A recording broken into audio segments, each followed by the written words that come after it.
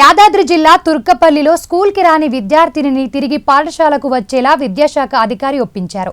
జిల్లా పరిషత్ ఉన్నత పాఠశాలను విద్యాశాఖ అధికారి సత్యనారాయణ తనిఖీ చేశారు. రమాదేవి అనే విద్యార్థిని 3 నెలలుగా స్కూల్కి రాకపోవడంతో ఆరా తీశారు. వ్యక్తిగత కారణాల వల్ల పాఠశాలకు హాజరు కావడం లేదంటూ ఉపాధ్యాయులు తెలిపారు.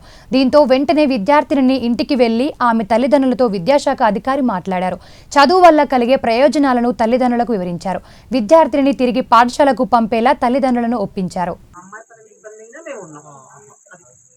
ఆడపిల్లల సమస్యలు ఉంటాయి కదా సార్, అవి ఉన్నా కూడా మాకు చెప్తే మేము బయటకు కూడా పంపం, మేము అరేంజ్ చేసేస్తాం. అక్కడ మీకు కావాల్సిన వస్తువులు కూడా ఏర్పాటు చేస్తున్నాం కదా. అది అమ్మని తీస్తామా నాన్న తీస్తామా?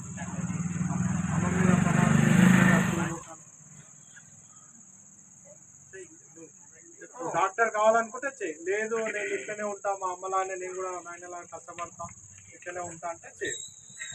డైసీజీ డైలీ పోతా చెయ్యి. మీ అమ్మ మీద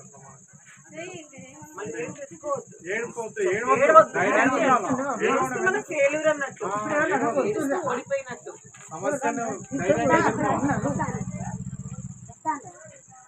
చేతిలో చేసి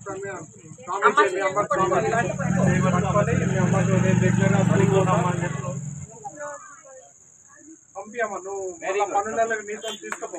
ఓకేనా? గుడ్. ఎందుకు ఏడుస్తున్నావు తల్లి? ఎందుకు ఏడుస్తున్నావు తల్లి?